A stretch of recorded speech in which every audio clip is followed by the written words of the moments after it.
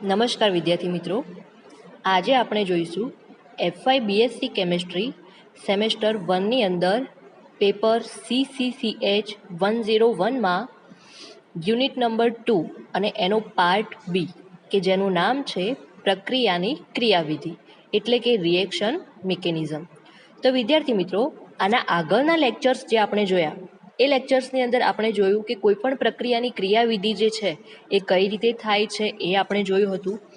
બીજી વસ્તુ એની અંદર આપણે જોઈ હતી કે આ ચેપ્ટરનો ફર્સ્ટ ટોપિક જે છે જેનું નામ શું છે તો કે સહસંયોજક બંધના વિખંડન, એટલે કે કોઈ પણ સમૂહ અથવા તો પરમાણુઓની વચ્ચે જે સહસંયોજક બંધ હોય છે એનું વિખંડન કયા પ્રકારે થાય છે. તો એના બે પ્રકારો આપણે જોયા હતા અને જેના બે પ્રકારો કયા કયા હતા તો કે એક તો હતો સમાંગ વિખંડન અને બીજું હતું વિસમાંગ વિખંડન. બીજું વિદ્યાર્થી મિત્રો, હવે એના પછીનો ટોપિક આપણે જોયો હતો કે કોઈ પણ જે રાસાયણિક કાર્બનિક પ્રક્રિયા જે થાય છે એની અંદર જે પ્રક્રિયક વપરાયેલો હોય છે એ પ્રક્રિયકના પ્રકારો વિશે આપણે સમજ્યા હતા કે એ પ્રક્રિયક કેટલા પ્રકારનો હોય છે. તો કેટલા પ્રકારનો હતો પ્રક્રિયક તો કે કુલ 3 પ્રકારના પ્રક્રિયક હોઈ શકે છે. એક તો કે કેન્દ્રાનુરાગી પ્રક્રિયકો જેને આપણે શું કહીએ છીએ તો કે ન્યુક્લિયોફાઇલ્સ તરીકે ઓળખીએ છીએ. બીજો કે ઇલેક્ટ્રોન અનુરાગી પ્રક્રિયકો જેને આપણે શું કહીએ છીએ તો કે ઇલેક્ટ્રોફાઇલ્સ તરીકે ઓળખીએ છીએ. અને થર્ડ કે જે હતા પ્રક્રિયકોમાં તો કે મુક્ત મૂલક પ્રક્રિયકો જેને આપણે શું કહીએ છીએ તો કે ફ્રી રેડિકલ્સ તરીકે ઓળખીએ છીએ.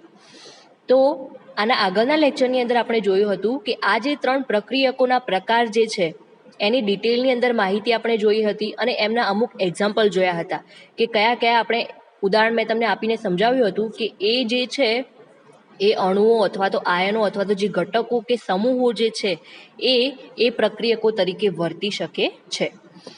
તો વિદ્યાર્થી મિત્રો, હવે આ ચેપ્ટરનો થર્ડ ટોપિક છે તમારે આની અંદર જેનું નામ છે પ્રક્રિયાઓના પ્રકાર કે કાર્બનિક જે પ્રક્રિયાઓની ક્રિયાવિધિ થાય છે એ કુલ કેટલા પ્રકારની હોય છે. તો કાર્બનિક પ્રક્રિયાની જે ક્રિયાવિધિ હોય છે એની અંદર પ્રક્રિયાઓ જે થાય છે એ કુલ 4 પ્રકારની હોય છે. અને કઈ કઈ 4 છે તો એના નામ તમને અહીંયા આગળ આપેલા જ છે. એ આપણે આના આગળના લેક્ચરની અંદર પણ માહિતી એની અંદર મેળવી હતી. તો કે એક તો છે વિસ્થાપનની પ્રક્રિયાઓ એટલે કે સબસ્ટિટ્યુશન રિએક્શન, બીજી છે યુગશીલ પ્રક્રિયાઓ એટલે કે એડિશનલ રિએક્શન, થર્ડ છે એની અંદર વિલોપન પ્રક્રિયાઓ એટલે કે એલિમિનેશન રિએક્શન, અને ફોર્થ છે એની અંદર પુનઃરચના પ્રક્રિયાઓ એટલે કે રીઅરેન્જમેન્ટ રિએક્શન. તો વિદ્યાર્થી મિત્રો, આ ચેપ્ટરની અંદર તમારે ફક્ત 3 જે રિએક્શન છે એના વિશેનો જ અભ્યાસ કરવાનો છે. જે ફોર્થ રિએક્શન તમને એટલે કે પુનઃરચનાની જે પ્રક્રિયાઓ આપેલી છે એનો અભ્યાસ આ ચેપ્ટરની અંદર કરવાનો નથી. તો સ્ટાર્ટિંગમાં આપણે વાત કરીશું, આ મુદ્દો સ્ટાર્ટ કરીએ એની પહેલાં આપણે વાત કરીશું કે મોટાભાગની જે રાસાયણિક પ્રક્રિયાઓ થાય છે એની અંદર એક કે તેથી વધારે જે અણુઓ વચ્ચે પ્રક્રિયા થાય છે. ઓબ્વિયસલી પ્રક્રિયા કોની વચ્ચે થશે તો કે એક અથવા તો તેના કરતાં વધુ અણુઓ વચ્ચે પ્રક્રિયા થશે. અને એ પ્રક્રિયા એવી રીતે થશે કે જેના કારણે એના જે જૂના અમુક બંધ હતા એ પ્રક્રિયાની અંદર જે અણુઓ વચ્ચેના જે અમુક જૂના બંધ હતા એનું શું થશે ખંડન એટલે કે એ તૂટી જશે. અને જેની બદલીમાં શું થશે નવા બંધોનું શું થશે ત્યાં આગળ નિર્માણ થશે. અને આ રીતે કોઈ પણ પ્રક્રિયાની ક્રિયાવિધિ થઈ અને આપણને શું પ્રાપ્ત થશે તો કે નિપજ પ્રાપ્ત થાય છે. એ આપણે ફર્સ્ટ નંબરનો જે ટોપિક જોયો હતો કે સહસંયોજક બંધનું વિખંડન, એમાં લાસ્ટ જે આપણે મુદ્દો ચલાવ્યો હતો એ એની અંદર આધાર રાખે છે. તો કે કાર્બનિક પ્રક્રિયા એ પ્રકારે થઈ શકે છે. બરાબર. બીજી વસ્તુ હવે અહીંયા આગળ આપણે જોઈએ કે કાર્બનિક પ્રક્રિયાઓની અંદર જે બંધ બને છે અને જે તૂટે છે, બરાબર, એના આધારે આપણે 4 પ્રકારની પ્રક્રિયાઓમાં એને વર્ગીકૃત કરી શકીએ. તો કે એ પ્રક્રિયાઓના નામ આપણે જોયા કે વિસ્થાપન પ્રક્રિયા, યુગશીલ પ્રક્રિયા, વિલોપન પ્રક્રિયાઓ અને પુનઃરચનાની પ્રક્રિયાઓ. તો આટલા સુધી બધાને ખબર પડી ગઈ કે પ્રક્રિયાઓના પ્રકાર કયા કયા છે. હવે આગળના ટોપિકની અંદર આપણે જોઈશું કે આ બધી જ જે પ્રક્રિયાઓ છે એની ડિટેલની અંદર આપણે માહિતી જોઈશું. અને બીજી વસ્તુ કે વિસ્થાપનની પ્રક્રિયા સ્ટાર્ટિંગમાં આપણે જોઈએ તો કે વિસ્થાપનની પ્રક્રિયા જે છે એ કઈ રીતે થાય છે એનો અભ્યાસ હવે આપણે અહીંયા આગળ કરીશું. તો વિદ્યાર્થી મિત્રો, પ્રક્રિયાઓના પ્રકારની અંદર સૌથી પહેલી પ્રક્રિયા છે કે વિસ્થાપનની પ્રક્રિયા. વિસ્થાપનની પ્રક્રિયા એટલે શું તો કે સબસ્ટિટ્યુશન રિએક્શન. તો અહીંયા આગળ મેં તમને ઇન્ટ્રોડક્શનની અંદર વિસ્થાપનની પ્રક્રિયાની વ્યાખ્યા સમજાવી હતી કે વિસ્થાપનની પ્રક્રિયા એટલે શું. તો અહીંયા આગળ ફરીથી આપણે રિપીટ કરી લઈએ કે વિસ્થાપનની પ્રક્રિયા કોને કહેવામાં આવે. તો કે જે પ્રક્રિયાની અંદર એટલે કે કોઈ પણ જે કાર્બનિક પ્રક્રિયા થતી હોય એ પ્રક્રિયાની અંદર જે કાર્બનિક સંયોજન રહેલું હોય છે. કાર્બનિક સંયોજન એટલે શું? એને આપણે સબસ્ટ્રેટ કહીએ છીએ. સબસ્ટ્રેટ એટલે શું? કે જેની ઉપર બીજો અણુ અથવા તો બીજો સમૂહ શું કરશે? આક્રમણ કરશે, જેને આપણે આશ્રય અણુ તરીકે પણ ઓળખી શકીએ છીએ. એ ચેપ્ટરના સ્ટાર્ટિંગમાં આપણે જોયું હતું, બરાબર. તો કાર્બનિક સંયોજનના કોઈ એક પરમાણુનું અથવા તો સમૂહનું સ્થાન જે છે એ કોઈ બીજો પરમાણુ અથવા સમૂહ લે છે.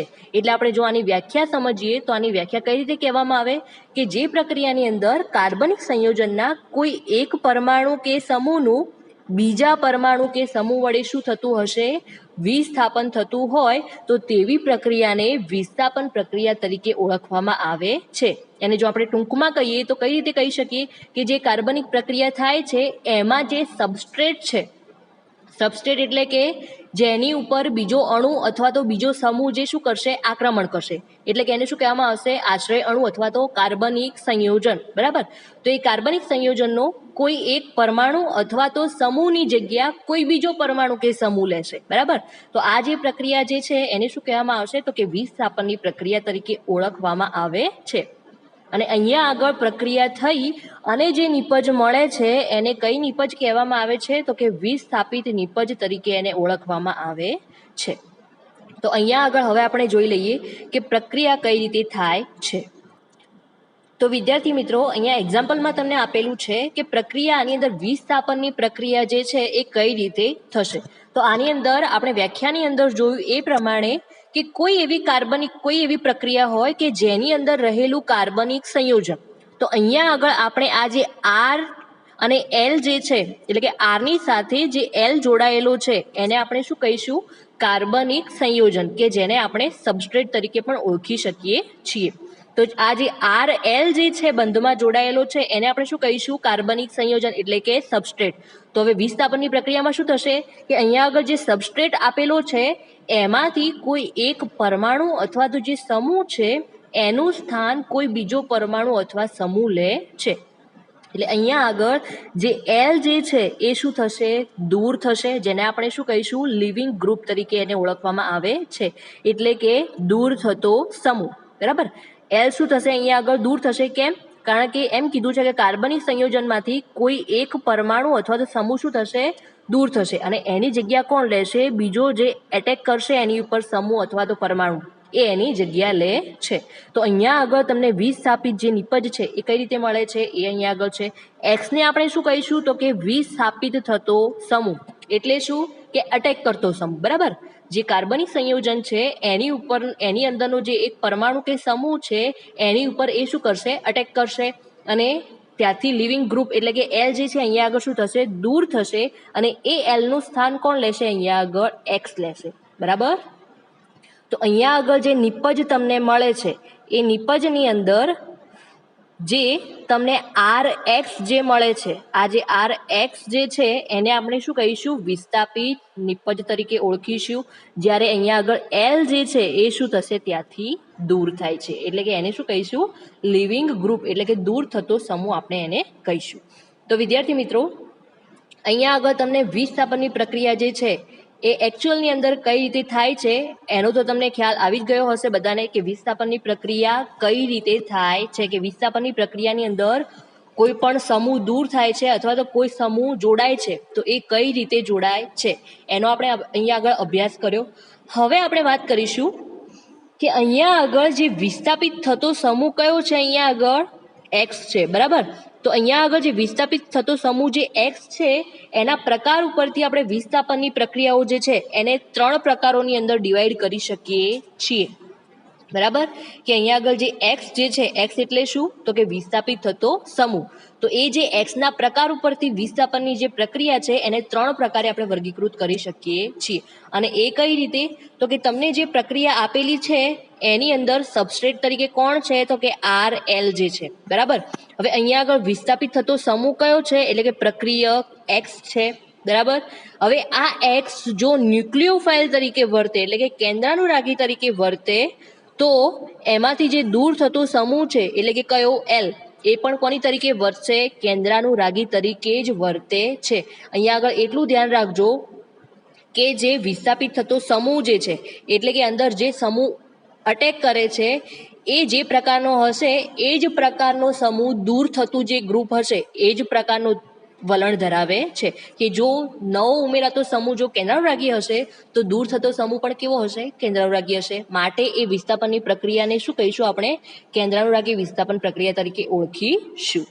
બીજી વસ્તુ કે જો વિસ્થાપિત થતો સમૂહ એક્સ જે છે એ ઇલેક્ટ્રોન અનુરાગી તરીકે વર્તે તો દૂર થતો સમૂહ પણ કોની રીતે વર્તશે? તો કે ઇલેક્ટ્રોન અનુરાગી તરીકે વર્તશે. અને એ પ્રક્રિયાને આપણે શું કહીશું? તો કે ઇલેક્ટ્રોન અનુરાગી વિસ્થાપનની પ્રક્રિયા તરીકે ઓળખી શકીશું.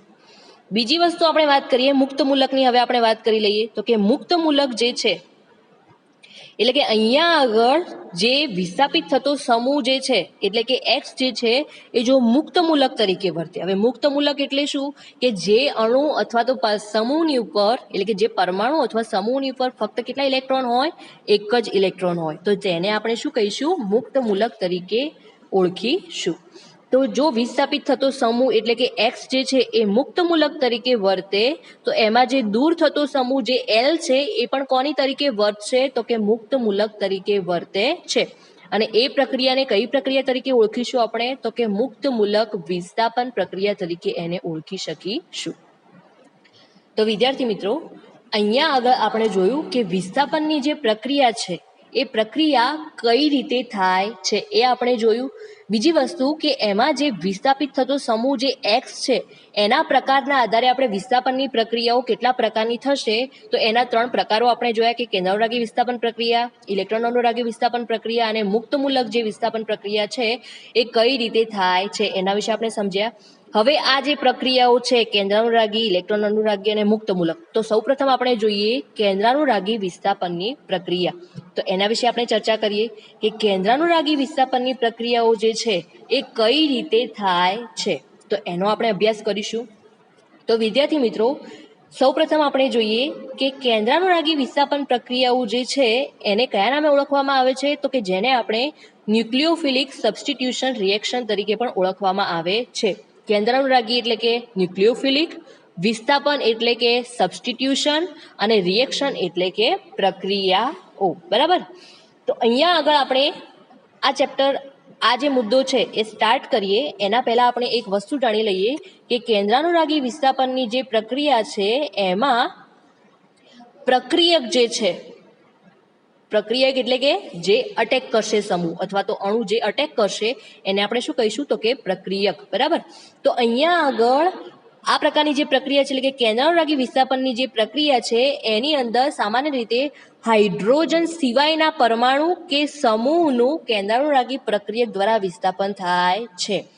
કોનું કેન્દ્રાનુરાગી પ્રક્રિયક દ્વારા વિસ્થાપન થશે? તો કે બીજા બધાનું થશે, પરંતુ કેવા પરમાણુ અથવા સમૂહનું નહીં થાય? કે જેની અંદર શું હશે? હાઇડ્રોજન જોડાયેલો હશે અથવા તો હાઇડ્રોજન પરમાણુ હશે તો તેનું વિસ્થાપન કેન્દ્રાનુરાગી પ્રક્રિયક દ્વારા થશે નહીં. તો બીજી વસ્તુ હવે અહીંયા આગળ આપણે જોઈ લઈએ કે કેન્દ્રાનુરાગી વિસ્થાપનની જે પ્રક્રિયા છે એ કઈ રીતે થાય છે એ અહીંયા આગળ હવે આપણે જોઈએ.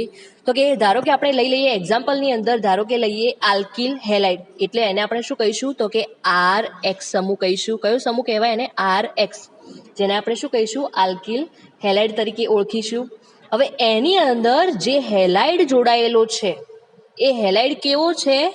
સંતૃપ્ત કાર્બન પરમાણુ સાથે જોડાયેલો છે. કોની સાથે જોડાયેલો છે? તો કે સંતૃપ્ત કાર્બન પરમાણુ જે છે અહીંયા આગળ આ આખાને આપણે શું કહીશું? તો કે કાર્બનિક સંયોજન કહીશું. હવે એની સાથે હેલોજનનો પરમાણુ જોડાયેલો છે, જે કોની સાથે જોડાયેલો છે? સંતૃપ્ત કાર્બનની સાથે જોડાયેલો છે.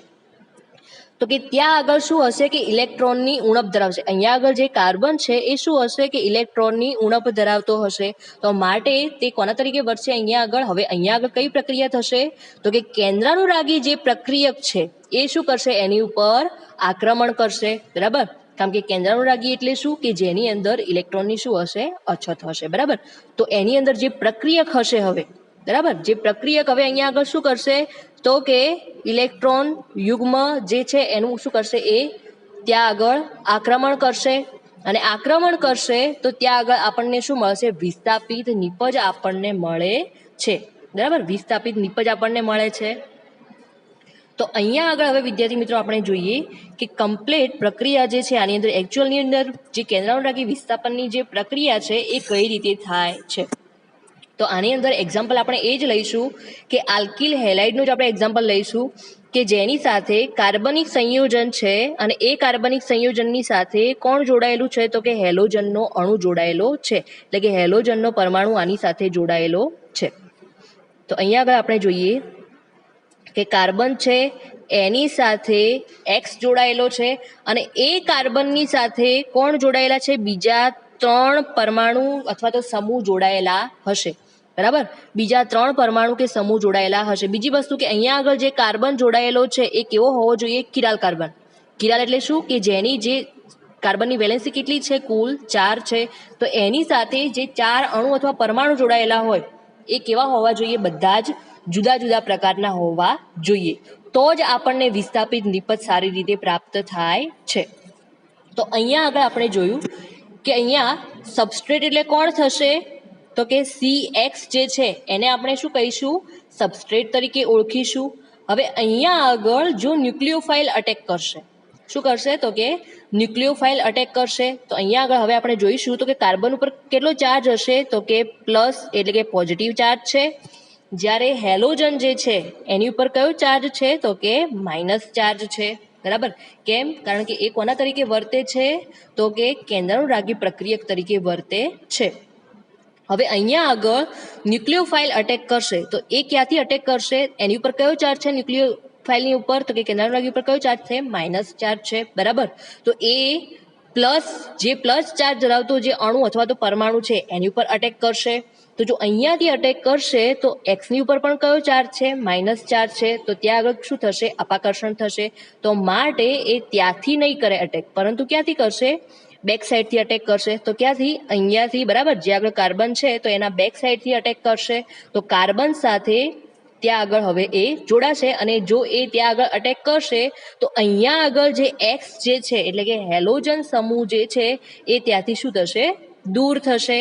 તો અહીંયા આગળ જે તમને વિસ્થાપિત નિપજ જે તમને મળે છે એ કઈ રીતે મળશે? તો કે કાર્બનની સાથે ન્યુક્લિયોફાઇલ જોડાશે અહીંયા આગળ. બીજી વસ્તુ કે અહીંયા આપણે કાર્બનની સાથે જે 3 જોડાયેલા હતા અલગ અલગ પરમાણુ અથવા તો જે સમૂહ જોડાયેલા છે એ પ્રક્રિયકની અંદર જે બાજુ હશે નિપજની અંદર એના કરતાં વિરુદ્ધ દિશાની અંદર જોવા મળશે. એટલે શું મળશે? અહીંયા આગળ તમને નિપજની અંદર એનું પ્રતિબિંબિત સ્વરૂપ અહીંયા આગળ તમને જોવા મળે છે. એના જેવું જ પરમાણુ અને સમૂહ એની અંદર જે છે એના એ જ હશે, પરંતુ કેવું? એનાથી વિરુદ્ધ પ્રકારનું, બરાબર? કે એની અંદર જે દિશા હશે પ્રક્રિયકની અંદર જે પરમાણુ અથવા તો જે અણુઓ જોડાયેલા હશે એની જે દિશા છે એ નિપજની અંદર એના કરતાં વિરુદ્ધ દિશામાં હશે, બરાબર? તો અહીંયા આગળ જે કાર્બનની સાથે જોડાયેલા પરમાણુ અથવા તો જે સમૂહ છે એ કઈ સાઈડ આવશે? તો કે આ સાઈડ આવશે. બીજી વસ્તુ કે એમાંથી દૂર થતો સમૂહ કયો છે? તો કે એક્સ છે. હવે એની ઉપર પણ કયો ચાર્જ છે? તો કે માઇનસ ચાર્જ છે, બરાબર? તો અહીંયા આગળ તમને વિસ્થાપિત નિપજ કઈ મળે છે? તો આ પ્રકારની મળે છે. અને દૂર થતો સમૂહ કયો છે અહીંયા આગળ? તો કે એક્સ માઇનસ છે. તો કેન્દ્રાનુરાગી વિસ્થાપનની પ્રક્રિયા જે છે એ કયા પ્રકારે અહીંયા મેં તમને દર્શાવી એ પ્રકારે આપણને જોવા મળે છે. એનું એક એક્ઝામ્પલ આપણે લઈને જોઈ લઈએ. તો કે ધારો કે તમને CH3Br તમને આપેલો છે કે જેમાં ધારો કે અહીંયા આગળ તમને આપેલો છે CH3Br. CH3 એની સાથે જોડાયેલો છે એક Br એટલે કે હેલોજન સમૂહ, બરાબર? તો અહીંયા આગળ હવે આપણે જોઈએ કે બ્રોમિન જે છે એ કોના તરીકે વર્તે છે? તો કેન્દ્રાનુરાગી તરીકે વર્તે છે, જેને આપણે શું કહીશું? સબસ્ટ્રેટ કહીશું, બરાબર? તો કે અહીંયા આગળ કયો ચાર્જ આવશે બ્રોમિનની ઉપર? Minus charge. જ્યારે કાર્બનની ઉપર કયો ચાર્જ છે? અહીંયા CH3 એટલે કે કાર્બનની સાથે કુલ 3 હાઇડ્રોજન અહીંયા આગળ જોડાયેલા છે. જો એને આપણે દર્શાવીએ તો કે કઈ રીતે થશે? તો કે CH3 આ રીતે દર્શાવવામાં આવશે કે કાર્બન અને એની સાથે કુલ 3 હાઇડ્રોજન અહીંયા આગળ જોડાયેલા છે. તો કે એક હાઇડ્રોજન અહીંયા અને ત્રીજો હાઇડ્રોજન અહીંયા આગળ જોડાયેલો છે. હવે એ કાર્બનિક જે સંયોજન છે એની સાથે કોણ જોડાયેલું છે? તો કે હેલોજન સમૂહનો પરમાણુ ત્યાં આગળ જોડાયેલો છે, જેનું નામ શું છે? બ્રોમિન. અને જેની ઉપર કયો ચાર્જ આવશે? માઇનસ, કેમ કે એક શું છે? કેન્દ્રાનુરાગી પ્રક્રિયક છે. તો અહીંયા આગળ જે કાર્બન છે એની ઉપર કયો ચાર્જ આવશે? પ્લસ ચાર્જ આવશે, બરાબર, કેમ કે એની અંદર ઇલેક્ટ્રોનની ઉણપ છે, બરાબર. હવે અહીંયા આગળ ન્યુક્લિયોફાઇલ શું કરશે? અટેક કરશે. તો ન્યુક્લિયોફાઇલ તરીકે અહીંયા આગળ બીજું તમને નામ આપેલું છે KCN, બરાબર, પોટેશિયમ સાયનાઇડ. તો જેની અંદરથી હવે ન્યુક્લિયોફાઇલ તરીકે કોણ વર્તશે? તો કે CN માઇનસ, એટલે કે જે સાયનાઇડ જે ગ્રુપ છે એ જે છે એ કોના તરીકે વર્તે છે? તો કે કેન્દ્રાનુરાગી પ્રક્રિયક તરીકે વર્તે છે. તો અહીંયા આગળ અટેક કોણ કરશે? તો કે સાયનાઇડ ગ્રુપ જે છે એ અહીંયા આગળ અટેક કરશે. અને કોની ઉપર અટેક કરશે? તો કે કાર્બનિક સંયોજનમાંનો જે કાર્બન છે એની ઉપર અટેક કરશે. તો કાર્બન ઉપર ક્યાંથી અટેક કરશે? તો કે બેક સાઈડથી અટેક કરશે. બેક સાઈડથી અટેક કરશે તો તમને અહીંયા આગળ જે વિસ્થાપિત નિપજ જે તમને મળે છે એ કયા પ્રકારની મળશે? તો કે CH3 ની સાથે કોણ જોડાશે? CN જોડાશે. તો અહીંયા આગળ CN જોડાયેલો છે, જેની સાથે બીજું કોણ જોડાયેલું છે? અહીંયા આગળ CH3. હવે જો અહીંયા આગળ આ જે CH3 છે એને આપણે કઈ રીતે દર્શાવીશું? પ્રક્રિયાની અંદર પ્રક્રિયક જે છે ત્યાં આગળ કાર્બનની સાથે જે હાઇડ્રોજન જોડાયેલા હતા એની જે દિશા છે નિપજની અંદર એની વિરુદ્ધ દિશા તમને જોવા મળશે. તો હાઇડ્રોજન ક્યાં આગળ? અહીંયા આગળ જોડાયેલા તમને જોવા મળશે, બરાબર. એની દિશા ત્યાં આગળ બદલાઈ જશે, એટલે કે નિપજમાં તમને એનું પ્રતિબિંબી સ્વરૂપ મળે છે. હવે ત્યાંથી દૂર થતો સમૂહ કયો છે? તો કે બ્રોમિન જે છે એ કયો સમૂહ છે? દૂર થતો સમૂહ છે. તો અહીંયાથી દૂર થતો સમૂહ કયો છે? Br minus. અને વિસ્થાપિત નિપજ કઈ મળે છે તમને? આ, બરાબર. તો આમ આ પ્રકારે કેન્દ્રાનુરાગી વિસ્થાપનની જે પ્રક્રિયા છે એ આપણને જોવા મળે છે. તો વિદ્યાર્થી મિત્રો, તમને કેન્દ્રાનુરાગી વિસ્થાપનની પ્રક્રિયા કઈ રીતે થાય છે એ તમને ખબર પડી જ ગઈ હશે. બીજી વસ્તુ કે અહીંયા આગળ જે કેન્દ્રાનુરાગી પ્રક્રિયક જે છે એ દૂર થતા સમૂહની સરખામણી, એટલે કે કેન્દ્રાનુરાગી પ્રક્રિયક જે છે એ એમાંથી પ્રક્રિયાની અંદર જે દૂર થતો સમૂહ હોય છે, ધારો કે આપણે Br ની જ વાત કરી લઈએ, બરાબર. તો કે Br માઇનસ જે છે એની સરખામણીમાં કેવો હશે? વધુ બેઝિક હશે. હવે વધુ બેઝિક હશે તો એ વધારે પ્રમાણમાં ઇલેક્ટ્રોનનું દાન કરી શકશે, બરાબર, કેમ કે બેઝનું વલણ કેવું છે? હાઇડ્રોજનનો સ્વીકાર કરવો અને ઇલેક્ટ્રોનનું દાન કરવું, બરાબર. તો વધારે બેઝિકનો ગુણધર્મ ધરાવશે તો એ શું કરશે? વધુ પ્રમાણમાં ઇલેક્ટ્રોનનું દાન કરી શકશે. અને વધુ પ્રમાણમાં ઇલેક્ટ્રોનનું દાન કરશે તો તમને વિસ્થાપનની જે પ્રક્રિયા જે છે એ સરળતાથી પ્રાપ્ત થાય છે. હવે અહીંયા આગળ આપણે જોયું કે આ પ્રક્રિયાની અંદર બંધનું નિર્માણ પણ થાય છે, નવા બંધનું નિર્માણ પણ થાય છે, અને જે જૂનો બંધ છે એનું વિખંડન પણ થાય છે. તો અહીંયા આગળ જે નવા બંધનું સર્જન અને જે જૂના બંધનું વિખંડન થાય છે એના કુલ 3 પ્રકારો અહીંયા આગળ પડે છે. અને એ 3 પ્રકારો કયા કયા છે? તો કે એની અંદર પહેલા નંબરનો જે તબક્કો છે એની અંદર પ્રક્રિયા 2 તબક્કાની અંદર થાય છે. કે 2 તબક્કાની અંદર કઈ રીતે? તો કે સૌ પ્રથમ નવા બંધનું સર્જન થશે અને એના પછી જૂના બંધનું શું થશે? વિખંડન થશે. બીજો તબક્કો એની અંદર છે કે જેની અંદર 2 પ્રક્રિયાઓ થશે. એક તો થશે સૌ પ્રથમ જૂના બંધનું શું થશે? વિખંડન થશે. પહેલા જૂનો બંધ તૂટશે અને એના પછી જે નવો બંધ હશે એનું સર્જન થશે, એટલે કે એનું નિર્માણ થશે. અને ત્રીજી પ્રક્રિયા આની અંદર છે એ પ્રક્રિયા એક જ તબક્કાની અંદર થાય છે, જેની અંદર એક તબક્કો કયો છે? તો કે જૂના બંધનું જે વિખંડન અને નવા બંધનું જે સર્જન છે એ એક જ સાથે થશે, બરાબર. એ કોઈ પણ પ્રક્રિયા જે થતી છે એની અંદર જૂના બંધનું વિખંડન અને નવા બંધનું સર્જન જે છે એ એક જ સાથે થશે. તો આમ કુલ 3 તબક્કા અહીંયા આગળ પડે છે.